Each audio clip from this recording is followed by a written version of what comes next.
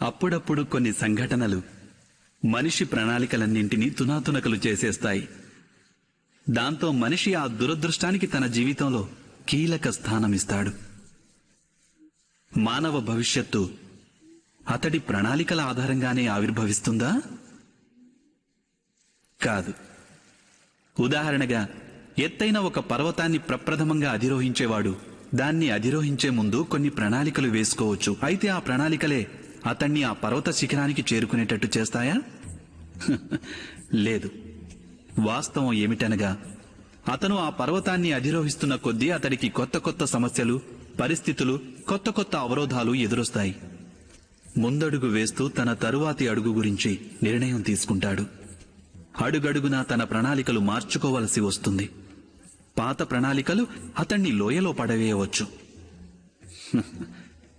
అతడు పర్వతాన్ని తనకనువుగా మలుచుకోలేడు. స్వయంగా తనని తాను ఆ పర్వతానికి అనువుగా మలుచుకోగలడు.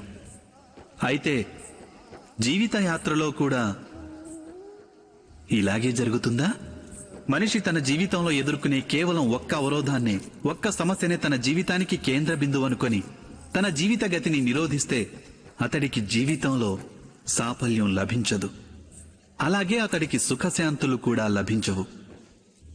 అనగా జీవితాన్ని తనకనువుగా మార్చుకునే బదులు స్వయంగా తనని తాను జీవితానికి అనువుగా మార్చుకోవడమే సాఫల్యానికి, సౌఖ్యానికి సమగ్రమైన మార్గం కాదంటారా? మీరే ఆలోచించండి.